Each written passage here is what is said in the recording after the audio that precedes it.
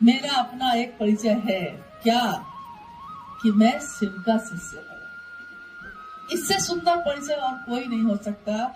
इसीलिए जब साहब के जीवन में एक घटना घटी, आकाशवाणी हुई कि तुम क्या करते हो, साहब कहते हैं कि मैं उस समय डिप्टी कलेक्टर था। लेकिन जब आकाशवाणी में आवाज ने ये पूछा मुझसे कि तुम क्या करते हो, तो मेरे मुंह से ये नहीं निकला कि मैं डिप्टी कलेक्टर हूँ। मेरे मुंह से ये निकला कि मैं शिव से बनाता हूँ। उन्होंने कहा कि ये कह के मैं फंस गया हमेशा के लिए, क्योंकि मैंने स्वीकार कर लिया उस सत्ता के सामने, उस परम सत्ता के सामने मैंने कहा कि मैं शिव से बनाता हूँ। मेरा सबसे सुंदर पक्ष, मेरा सबसे बड़ा परिचय यही है।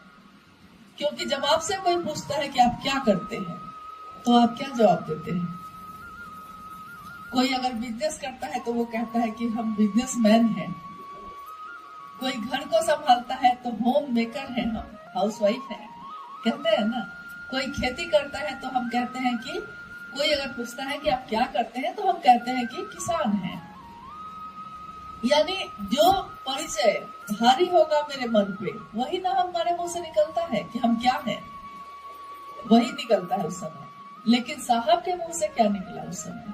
उन्होंने कहा मैं शिव, मतलब उनको याद है कि मैं शिव का शिष्य हूँ, और उन्होंने कहा कि मैं शिव से बनाता हूँ। आवाज आई कि जो तुम करते हो वही दूसरे को करने को कहो। तो गुरु आदेशित अनुसार करने भर से गुरु की दया कैसी मिलती है, ये आने वाले समय में साबित हुआ। ये घटनाएं जो उनके जीवन में घटी, उन घटनाओं ने समझा दिया कि गुरु की दया कैसी होती है, शिष्य कैसे महसूस करता है। कोई कर्मकांड नहीं, कोई साधना नहीं, कोई क्रिया सिद्धि नहीं, बड़ी सिद्धि दे दी जाती है, और छोटी सिद्धियां जो होती हैं वो उसके लिए प्रयास किया जाता है, कोशिश की जाती है, तो सिद्धि की प्राप्ति होती है। लेकिन जो बड़ी सिद्धि होती है उसके लिए कोई प्रयास नहीं होता, उसको ऊपर से दे दिया जाता है। तो वही उनको दे दिया गया। तो उन्होंने कहा कि जो मैं करता हूँ वही करने के लिए कहता हूँ। और उनके जीवन की घटनाएं, यानी आगे आने वाले समय में जो हमारा पहला सूत्र है, महादेव से मन ही मन दया मांगना, हे शिव आप मेरे गुरु हैं, मैं आपका शिष्य हूँ, मुझसे इस पर दया कर दीजिए। ये भाव, ये एहसास उनके मन में कैसे आया? पहला सूत्र ये क्यों बना? क्योंकि पहला तो उनके जीवन में नमः शिवाय आया था, लेकिन दया मांगना पहला सूत्र बना, क्योंकि नमः शिवाय आया, फिर गुरु का आदेश आया। गुरु का आदेश ही कर रहे थे, वो दूसरों को कह रहे थे कि महादेव को गुरु बनाओ और दूसरे से भी यही करने के लिए कहो। और जीवन में जो घटा, समाज के बीच जब परीक्षा की घड़ी आई, यानी सिंहेश्वर मंदिर की जो घटना हुई, उसमें साहब के मुंह से क्या निकला? समाज के लोग जुट गए, पंडित पुरोहित जुट गए, मंदिर के प्रांगण में खड़े, रसगुल्ले की थाली हाथ में लिए, साहब के मुख से उस समय शिवलिंग के सामने जब वो जाके खड़े हुए, क्या निकला था? बुढ़ऊ इज्जत रखे, बस इतना ही। क्योंकि उस समय उनका मन अपने गुरु के दया के आश्रय के सिवा कहीं नहीं था। सारे लोग उनके साथ खड़े थे वहां, लेकिन उनका मन किसी के आश्रय में नहीं था, सिर्फ अपने शिव के दया के आश्रय में था। क्योंकि वो समझ चुके थे कि मुझको नहीं पता है कि शिव प्रसाद कैसे खाते हैं, वो जानते थे कि ये क्रिया कैसे होती है, ये मेरे जीवन में घटनाएं जो हो रही हैं ये कैसे हुई, ये मुझको नहीं पता है। लेकिन अब समाज के लोग खड़े हैं और लोग देखने के लिए खड़े हैं कि महादेव प्रसाद खाते हैं कि नहीं खाते हैं, और प्रसाद कैसे खिलाया जाता है ये मुझको मालूम ही नहीं है। तो जब मुझको मालूम ही नहीं है, तो अब तो बुढ़ऊ इज्जत रखी है, मतलब इस एक पंक्ति में, ये 3 शब्दों का जो पंक्ति है, ये इसमें पूर्ण समर्पण और दया का आश्रय है।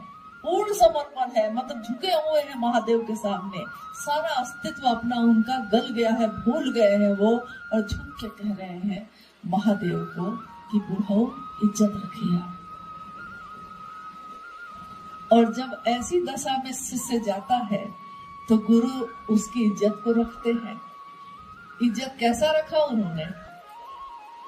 बिजली चली गई, सारी दुनिया के लोग खड़े हैं, बिजली चली गई, दरवाजे बंद हैं, दरवाजे खुलते हैं, और थाली जो इधर रखी थी उधर है, 15 रसगुल्ले गायब हैं, बाकी ब्लेड से कटे हुए जैसे लग रहे हैं। सारे लोगों के आंखों के सामने ये घटना जब हुई है तो लोगों ने विश्वास किया कि इसमें तो कोई बात है। तब यानी ये जो कह रहे हैं कि शिव को गुरु बनाने की का संदेश दे रहे हैं, इसमें ताकत है, ऊर्जा है, तो लोगों को विश्वास हुआ। तो उस समय काम प्रारंभ होना था, तो चमत्कारी घटनाएं होती चली गई, क्योंकि लोगों को विश्वास दिलाना था। चमत्कार को नमस्कार करती है ये दुनिया, तो चमत्कार ही दिखाया महादेव ने। लेकिन बाद में धीरे धीरे साहब का मन भी ये समझ गया, और साहब के सानिध्य में आने वाले शिव शिष्यों का मन भी समझ गया कि चमत्कार से कुछ भी होता नहीं है, कुछ भी हासिल नहीं होता। चमत्कार हो ही जाएगा तो क्या हो जाएगा? कोई पानी पे चलने लगेगा तो क्या मिल जाएगा दुनिया को? कोई हवा में उड़ने लगेगा, दुनिया को क्या हासिल होगा? कोई मिट्टी के नीचे 2 महीने रह जाएगा, दुनिया को क्या हासिल होगा? साहब ने कहा कि अरे ये सब तो उस योनि में जाके तुम सीख सकते थे, तुमने इसके लिए इंसान की योनि क्यों चुनी? इंसान बन के जब ये सीखना था, ये सब तो मछली बन के सीख लेते ना, पानी में कैसे तैरा जाता है, मेढक बन के सीख लेते कि मिट्टी के नीचे कैसे रहा जाता है, चिड़िया बन के सीख लेते कि उड़ा कैसे जाता है। तो इंसान बन के क्या पाया तुमने? तो इंसान बन के हमने पाया कि हम महादेव से मिल सकते हैं, महादेव हो सकते हैं। साहब का ये एहसान हमारे वरिष्ठ गुरु भ्राता के प्रति हमारा आपका हृदय जितना भी कृतज्ञ हो कम है। तेरे एहसान का बदला चुकाया जा नहीं सकता। प्यार इतना दिया तूने, उसको भुलाया जा नहीं सकता। उस प्यार को हम भुला नहीं सकते, उस एहसान को उतार नहीं सकते। कर्जा किसी से लिया है तो उतार दीजिएगा, लेकिन एहसान को नहीं उतार सकते। इसीलिए कहते हैं लोग कि माँ के दूध का कर्ज नहीं उतारा जा सकता। माँ के दूध का जो एहसान है वो बच्चा इस जीवन में नहीं उतार पाता। तो हमारा आपका जन्म जो इस धरती पे हुआ, अध्यात्म की धरती पे, इस धरती पे हमको जन्म देने वाले हैं साहब, पोषित करने वाली है माँ नीलमानंद, और उन दोनों के प्रेम का, उनके द्वारा दिए हुए इस ज्ञान के दान का एहसान हम इस जीवन क्या किसी भी जीवन में नहीं उतार सकते। अब आप लोग जो आए हैं विभिन्न जगहों से हैं, आप लोग कुछ कहना चाहते हैं तो कहिए। कोई बात अगर आपके मन में है तो, नहीं है तो मत कहिए। प्रेम मौन होता है गुस्सा में आदमी चीखता है, और जब प्रेम होता है तो चुप हो जाता है। ये भी लक्षण है। बहुत जगह आप देखे होंगे, अपने जीवन में भी देखे होंगे कि जब हमने शुरुआत में शिव चर्चा करना शुरू किए थे, तीनों सूत्र करना शुरू किए थे, तो हम लोग को बड़ी शिकायतें होती थी लोगों से। मतलब किसी से शिकायत होती थी, वो अच्छा नहीं कर रहा है, वो ठीक से नहीं कर रहा है।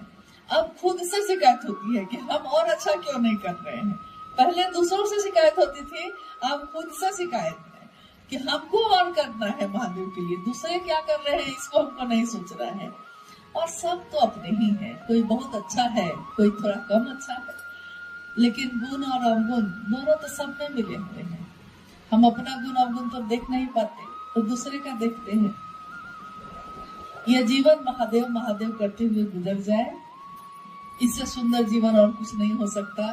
बाकी जीवन को चलाने के लिए, परिवार को चलाने के लिए तो हम झूठ भी बोलते हैं, छल भी करते हैं, अपराध भी करते हैं। मतलब छोटी मात्रा में ही सही, लेकिन अपराध तो अपराध है, झूठ तो झूठ है। लेकिन अपने जीवन को चलाने के लिए जगत को बेचकर जगत खरीदने का रिवाज पुराना है, ये साहब ने हमेशा कहा है। लेकिन उन्होंने इसके साथ एक पंक्ति और कही कि जगत को बेचकर शिव को खरीद सको। खरीद सको मतलब क्या? क्या वो खरीदने बेचने की चीज है? नहीं है। पा सको, जगत बेचकर शिव को पा सको तो अच्छा है, लेकिन शिव को बेचकर जगत को मत पाना, क्योंकि तब तुम्हारा हाथ पूरी तरह खाली हो जाएगा, कुछ भी नहीं होगा उसमें।